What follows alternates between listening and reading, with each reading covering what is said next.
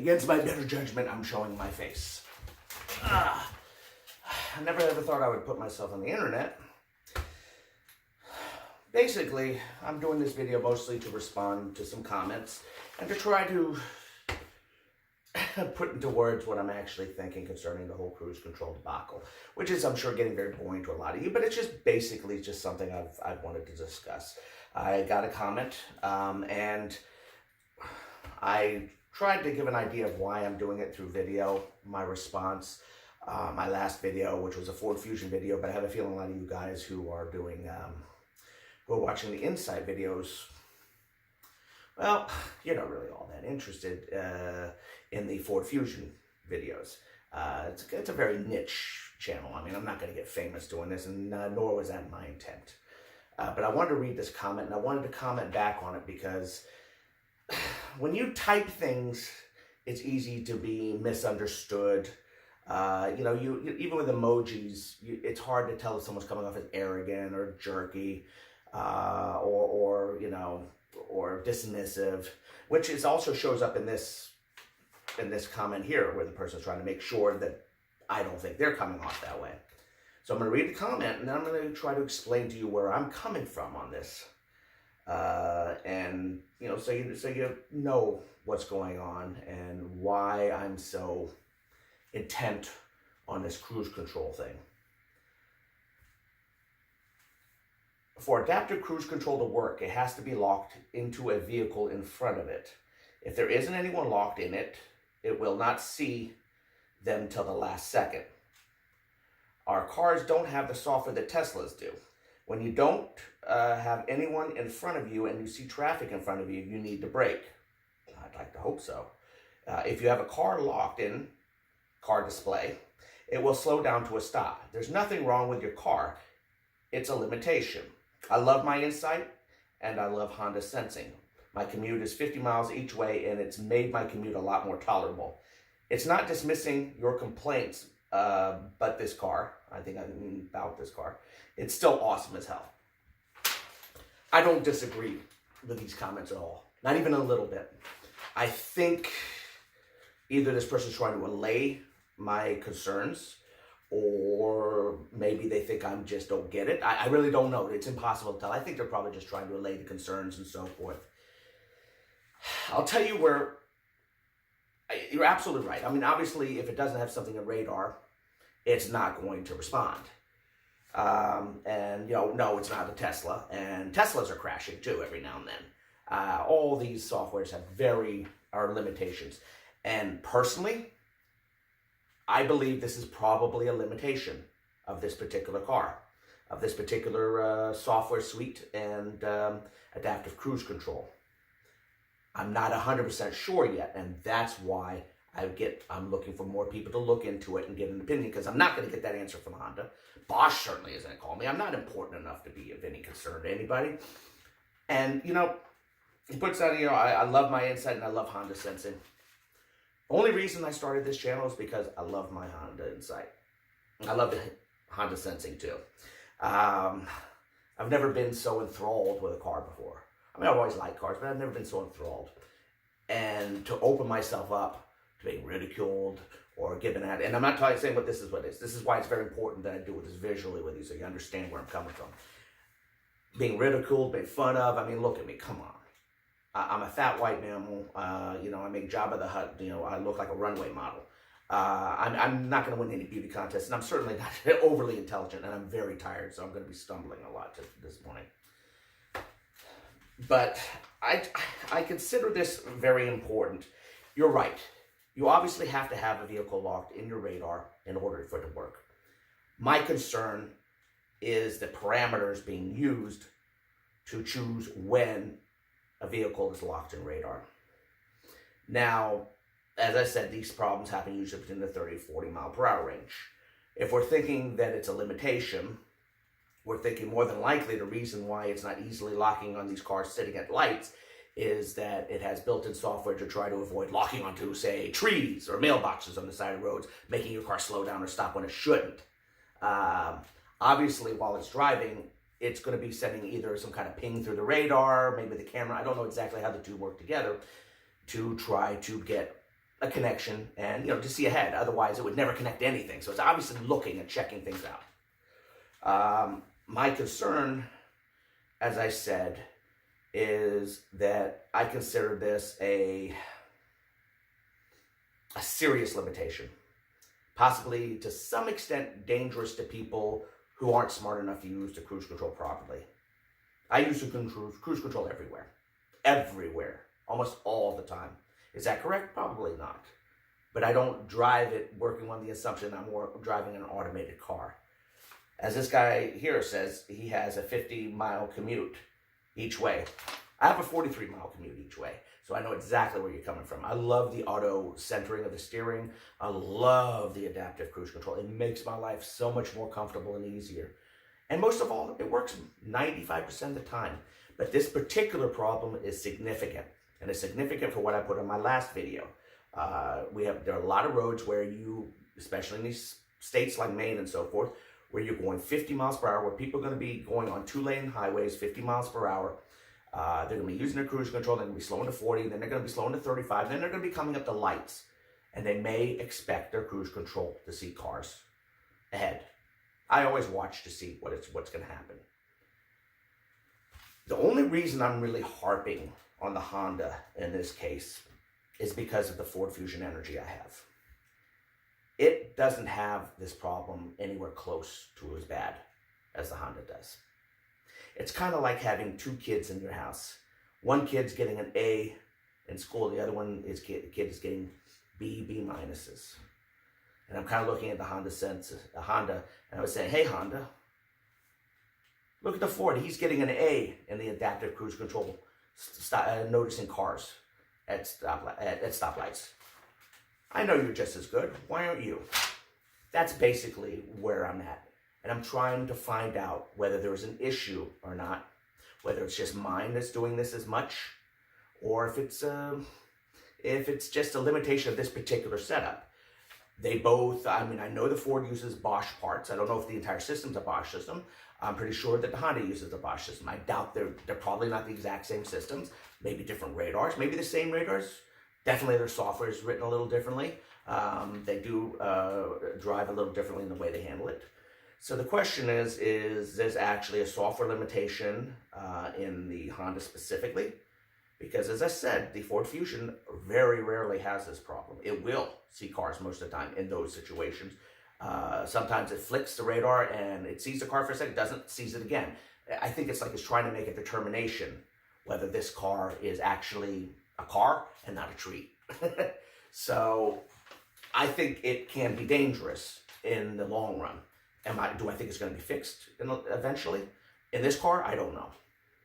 Maybe in later iterations. Obviously, the technology is going to get better and better. Oh, by the way, I love my Instagram. It's awesome. I think it's very possible that it will be fixed in the future. Obviously, as the technology gets better, I think it might even be fixable on this car. I really don't know. Now, the car sits lower to the ground. Its radar is in a different spot. Maybe it uses a cheaper camera. It's a slightly less expensive. It's like a $7,000 cheaper car. I don't know. That's where I'm at. I don't know. I don't expect these things to run perfectly. Not in the long shot. I do not expect them to work perfectly. There are always going to be differences. But as far as I'm concerned, when you're dealing with two 2019 cars with adaptive cruise control, I have curiosities as to why one works better than the other. In this particular sense. Now, last night, when I was driving the Ford Fusion home, after I made the last video, it had this problem. Now, first of all, it's at night, where they say you can have more chances of problems at night. It was at night. I was driving about 32 miles per hour, and there was a car stopped at a light, and the Ford Fusion did not see it in the radar. But what it did do is it sounded the alarm and said, brake, brake, that there was a collision alert coming. And that's when I hit my brakes and slowed down. I'm always watching my radar to see if cars see. I'm testing these things at all times to find out what they're capable of. I don't depend on them. It's very important. And that's another reason I put these videos. I want all people to know what your limitations are and what to do. And that's why I do this. The Honda never puts out a brake alarm of any kind. That's also something that concerns me and makes me wonder. I was also rather surprised, I said it towards the end of the video, that nobody commented on the fact that I was sitting at a light with another car in front of me, and the radar picture of the car blinked off and on, off and on. I mean, dotted and then filled, dotted and filled, dotted and filled like 3 or 4 times.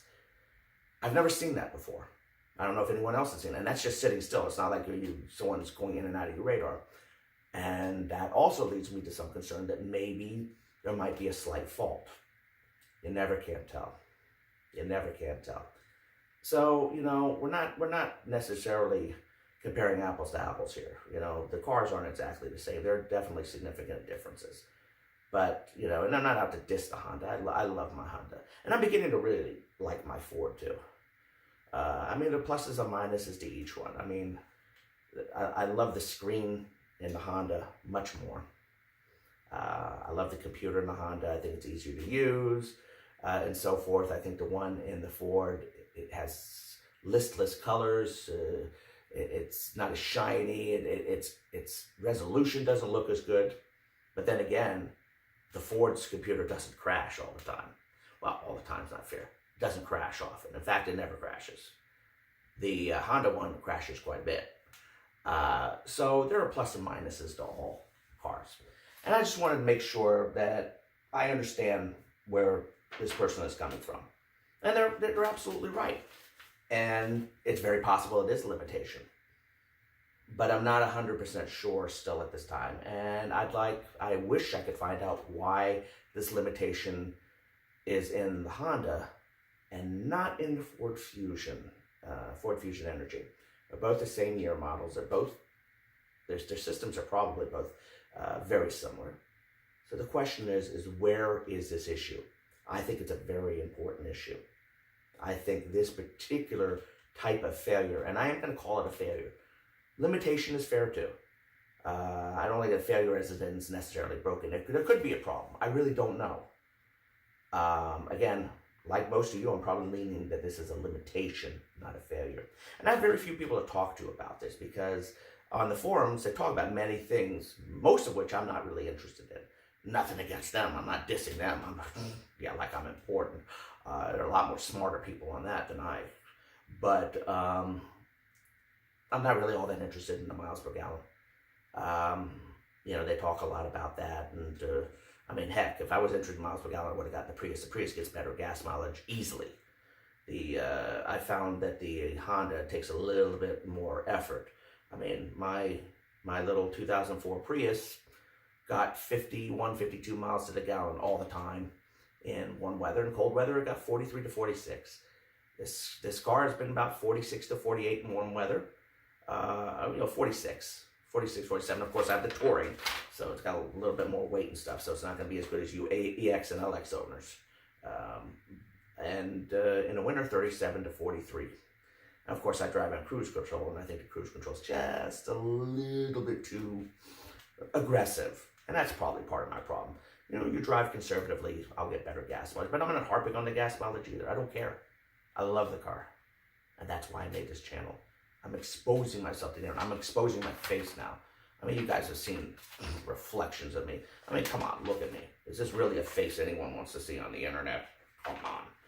So I just wanted to respond to this, and I didn't want to type in a long, lengthy discussion in the comments and come off as an arrogant ass. It's not about that. It's not about dissing. It's not about expecting Tesla performance from a $25,000 Honda. It's about making sure people are informed. It's about my love of the car. It's about me wanting to make it the best it could be. And I want this car to succeed. I mean, even when I go to the Honda guys and I talked it, I told them, and they could see it when I talk to them. I tell them, look, I'm almost a shill for this car. I'm not a shill because I will point out the problems, because the car has problems. It ain't perfect. It has problems. But and they smile and they understand. They understand where I'm coming from. I'm just concerned, and I want to know, and I want to learn. I'm not going to be here a long time, but I'm going to have some fun while I'm at it. And I'm having a great deal of fun showing you guys this car and playing around with it. And I'm having a lot of fun doing it with the Ford too. I get a kick out of people watching these videos. I'm not going to get famous. I'm not special. I don't expect myself. And I'm certainly not any smarter than any of you guys. I'm just an average Joe. Heck, dudes, I work in retail. I mean, come on. I'm just an average dude. But, and I'm sorry if I annoy, if I am, and I'm not talking about this particular comment, but if I'm annoying you guys on this discussion, I'm doing it because I have nobody to discuss it with. I don't have people out here to discuss it with. You know, there aren't Honda Insights every corner. So I know, as usual, very long-winded. Now that I've shown my face, now I guess everybody can make fun of me and say, yeah, you're pretty creepy looking. Yeah, I am kind of creepy looking. But I wear my heart on my sleeve, and I'm very direct. And I'm not going to sit there and point, Honda, good, perfect. It doesn't work that way. I love the car. I'm enthused about the car. I'd love to have an electric version. I mean, if there was a 250-mile range electric version of this car, I would pay off this car, trade it in, and immediately go and get the electric version. I'd love to have an electric version of this car. I don't see it happening, but who knows. But I just wanted to do comments directly on this. You guys seen how creepy I look, and I guess you all can start making fun of me. I guess all the people in the forums can start making fun of me now too. I'm going to continue to try to make videos. I want to show how the headlamps look. You know, some of us have our egos wrapped into the car. Accidentally, not necessarily directly. I mean, I was reading on the forums, and one person said the headlamps weren't so good on this car. And it kind of pinned me, because that's the one thing I think are incredible on this car. But I said, well, you know, maybe they aren't all that good.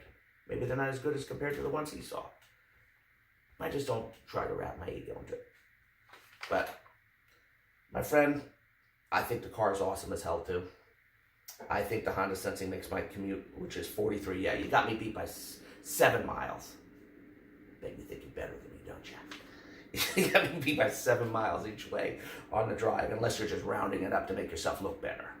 But I agree. That's one of the things I love, and that's what I tell everybody at work. The reason I love my Honda so much is it makes my drive so much easier and so much more comfortable. I love the adaptive cruise control. It works most of the time. You saw me made a video. Not many people watched it. I guess you guys really weren't all that interested in watching it. It gets kind of boring. And I'm sorry I rant.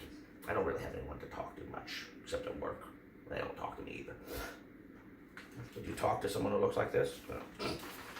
But I just wanted to let you guys know what I felt, and I wanted to make sure that you guys, you know, when I talk about this, that I'm not looking at you and thinking, oh, stupid people, and that, oh, Honda sucks, and they're not going to do anything. It's not like that.